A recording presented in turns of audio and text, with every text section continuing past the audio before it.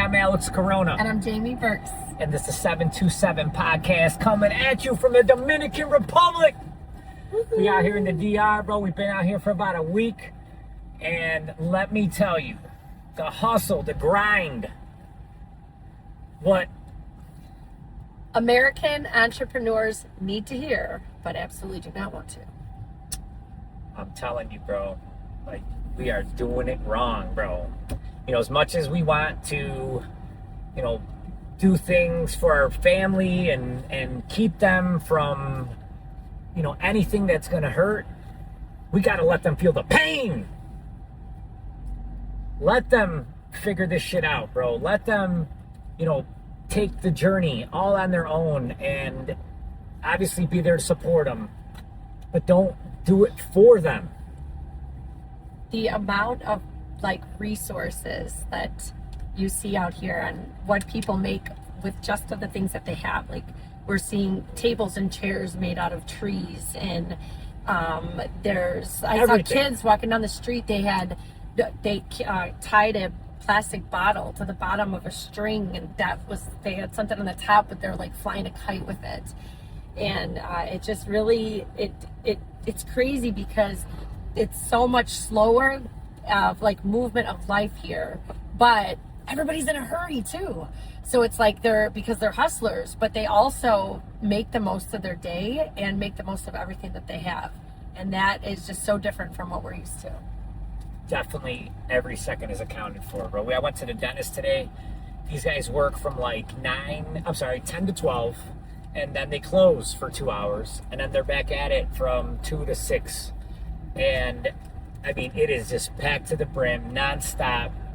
People hustling. I've seen some little kids doing as small as like 2-3 years old, you know, replacing tires on cars, rolling tires down the street. I mean, you know, selling stuff at the markets. One thing I could tell you, I haven't seen not one single kid, not one iPad kid out here, bro. How many kids? So we have our kids with us, and but I think this is just wonderful because you don't know what you don't know. We always say that saying in so many different ways and in so many different instances. And it's good to know, not just get around the places that you want to be, but it's also get around the places that have less than maybe what you have, or just do things differently. It's just done in a different capacity. So it's funny because our kids at home, they have the luxury of being on an iPad. I mean, let's just face it, we live in that world in the States. And how many kids have you seen, children? Zero kids with iPads, right? And what do you think about that? That we're lucky. You're lucky? Good. Are you surviving? Are you happy? Has this been fun? Yes. What are you holding right now? A lizard. Okay, so you get to play with the wildlife? That's good. Did you learn some Spanish too? Mm-hmm. Can you tell me one word you learned in Spanish that you didn't know before you came? Boom, boom. Come on, I know you know some. That's not a Spanish word. Okay, we'll get back to you. But it's been such a great experience with everything, I think. And go ahead, you want to say something? Yeah, you know, Jamie tried to talk me out of this plenty of times before we came out. She was upset about it. She tried talking me out of it. You're crazy. What are you doing? What are you doing to the family? All these days. So I want to actually just tell you the main reason why. It's because we wanted to fly our dog across the world. And I thought at the ripe age of 9 years old, that was a poor idea. And so Alex, that brings me back to another point. Alex always told me, like, man, in Mexico, there's just stray dogs everywhere. And you can never visualize that or understand what anyone's telling you until you literally see it. So when we had gone to Cancun, Alex took us to the neighborhoods, and I get to see all these stray dogs everywhere. I'm like, this is nuts. If there was around the house, the people don't have that. Police come and pick them up. Animal control comes to get them. And here, same thing. There's like packs of dogs, and these dogs act totally differently than like if you were to see a stray dog that's out by where we live in Chicago. So they don't even care about the people. They're just surviving out there. I think it would have been an absolute horrible idea to bring our dog here because he would not have known how to do this life. Like, he's 9 years old, set in his ways. So that was my main thing. Once the dog got out of the scenario and we were grateful enough to be able to have him stay home, I felt a million times better and I was excited about coming. But I do have to say, when I got here, I'm out of my element. I am I am learning the language still. I physically do not look like I'm from here. So that is people think I'm actually from like Spain or Colombia because a little bit of Spanish that I know. But so I was like, holy cow, we are on a ranch in like we are in the country, and that is a little frightening because your mind starts going down the rabbit hole. What happens if I don't have phone service, if I don't know where I'm going? So you don't know where you're going, you don't know where you would go, and you don't have service in your phone. That could be a little frightening. So now we've learned, it took us only a couple short days to really get good at navigating ourselves, and all the people that we've ran into have just been absolutely amazing and helpful, and they want to make sure that you understand, and they'll make sure you're good in the stores and just so like I was saying, we're back at it. We're had to take that call. We're buying a house today, and we had to do a final walkthrough. We got our team back home doing their thing, so that way we could continue to do our thing. And that's the best part. Yes, it's a scary trip, but I could tell you one thing: if I took these guys to Mexico, it'd be a whole lot scarier. So a lot more going on over there, a lot more dangerous. And of course I wanted to take them to Mexico. Of course I want to take them to my motherland. Of course I want to take them to the towns I'm from. But that might have been our last ride. So we definitely don't want to be doing that. We have a great life back home, and I want these guys to really appreciate it, which they do. I don't have to worry about that with my boys. My boys really appreciate life. They're really humble. They love to help. I got them making beds over here, doing everything they could possibly do to help out. The best part is that it's shaping our lives to be better, so when we get back home we could continue it. We've been getting back home a little earlier, spending a lot of family time together. That's been the best every part. day. We're cooking as a team every day. I'm helping Jamie out. She's doing some, I'm doing some. We're doing homework with the kids. Well, she's doing homework with the kids. Let's be real. We're spending a lot of quality family time, and the best part is, no iPads. We're seeing wild horses. Yeah, look at so these dudes. We just saw wild this is donkeys. the horses that we these get guys to are pass just by wandering around every day. What's up, homie? And there's a little How baby. you doing? Okay. Oh yeah. Hey. Look at him. He's scared. Let's not He's go like, so back close up, to him. back it on up. Yeah, you're invading his. Yeah, it's privacy. But I mean, where else are you gonna see wild horses, bro? Wild donkeys is running wild. It's unreal. Like we're riding on a dirt road right now, and it's super easy for some banditos to just be posted up somewhere and take our car, take everything they ever wanted, and we're not even worried about anything like that. Well, that can happen anywhere in the world. But it really happens a lot in Mexico. I don't know anything about it's happened to a lot of my family personally, and real bad things that have happened to my family personally. So, and people that live there. So, sad. We're a really easy target. We're very lucky to be where that people don't know how good they got it. The States. And the things that entrepreneurs back in the States really need to know is that be resourceful, bro. You have every resource under the sun to make sure you're successful. Well, no excuses. Like literally no excuses. These people are driving on these motorcycles with a family of 4. There's like a dad driving, and he's got the little baby in the front, which is probably maybe no older than 2, and then the mom is in the back, and you could see in between them there's like the 4-year-old. So they get to where they need to go. Like there's no excuse. We've seen people in the street with one leg. I mean, literally getting to where they need to go. So when we are like, oh, I don't have the time, or I don't have money, or I can't, They don't have a wheelchair. or I don't have a anything. babysitter.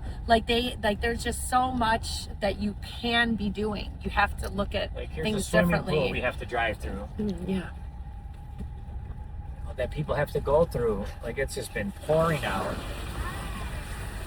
If we didn't have an SUV, we'd be stuck 100%. So thank God that we rented this little Suzuki. It's been getting us where we need to go. But here you are complaining about where you are or where you're at, and you have every resource that you could ever need, but you don't know what to do with it. You got to get up and do something. You're waiting for somebody to come and save you. You're waiting for Captain Save-A-Ho to literally swoop down on you and do what? Like, what is it that you're waiting for? You're waiting for the government to hand you some government cheese? Like, what is it that you're waiting for to do? I just don't understand.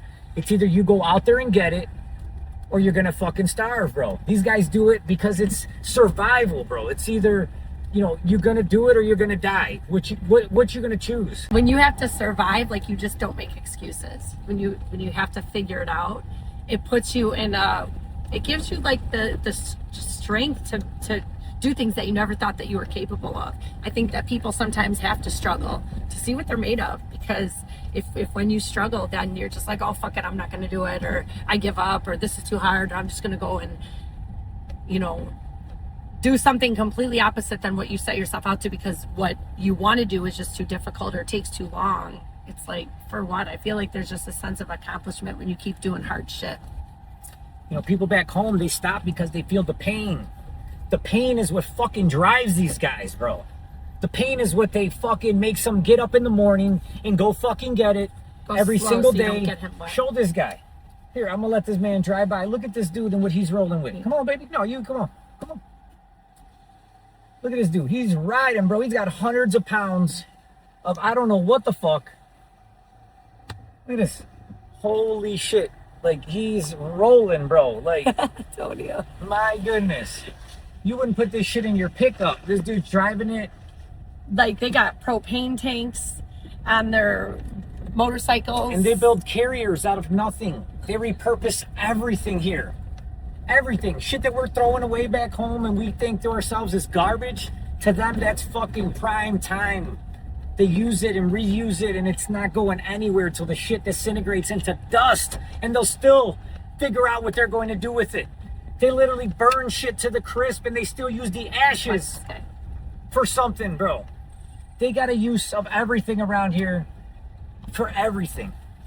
But we're back home complaining and sitting in front of the fucking Netflix. They don't even know what Netflix is.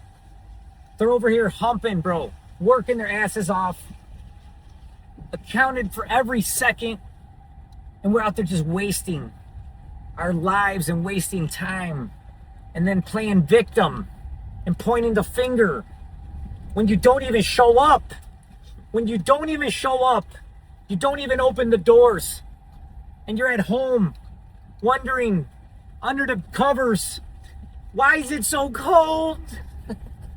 Why? Just stay your ass there, bro, and let people like me dominate and take over the shit while you just sit there in your feelings like a little bitch. I'm gonna ram it down your throat until you can't even look up anymore. And one day you're gonna realize, what was I scared of? Your own shadow, bro. You're worried about what people think about you that don't even matter. Well, there's people like me and these guys out here running circles around you every single day while you let fear drive you. It's insane, bro. I get so passionate about this shit, bro, because life is so easy. God gives you everything you need and puts signs all in front of you to remind you every single day He's with you. You're not alone, but you choose to be alone. You choose to be in a silo all by yourself. Because you're mad. Because you mad that you bad. Well, there's people out here glad, baby. Glad that we get this pain. And we get to overcome every single days of our lives, bro. I love this shit. I love you. I want to see you win. Get mad, bro. Look in the mirror. Remind yourself who you are, what you do, and how you do it. And remember, there's people like me out there that you can reach out to that want to see you win, bro. I wouldn't take the time for this message if I didn't give a damn. I wouldn't take time away from my family to give you this message if I didn't care. Bro, there's people out here winning every single day. What is your excuse? My kids are watching me, bro. And there ain't no way in hell I'm not going to lead by example. There ain't no way in hell I'm going to let these little fuckers give me some bullshit ass excuse that your boy's going to buy. Do I let you guys give me excuses? What do I tell you when you guys give me some bullshit? Tell them. Go ahead. Tell them. What do I say? You're allowed. Go ahead. Your excuses. Fuck your excuses. Nobody cares. That felt so What good. else do I tell you? Nobody cares. Work harder. And what do you guys say to me? Work smart. Not harder. These guys literally know more than people that are fucking 10 times their age, bro. Because they listen. They sit here and they hear me. They just learned about the Silva method, bro. Now we're working on mind control. Now we're working on My fucking mind control. favorite. I love it. Yes. So if there's, I guess in a nutshell, it is help people stop making excuses and be as resourceful as you could be. Because, like, God gives us everything that we need. I mean, even to the little coconuts that we're seeing fly off the trees. Say bye-bye. Bye-bye. Bye-bye. There's coconuts. You literally open up a coconut. You can drink what's inside. And there's like a masa inside. You can it's eat like the coconut, sweet. bro. It's like eating it. Yeah, it's Little it's meat, sweet. the little It's like coconut meat. meat. It's like, yeah, I didn't love it, but I will eat it. I will eat it on an island if I needed to. No. Oh, man. So, but Alex Corona did well. That's a wrap. Say hasta luego. Hasta luego.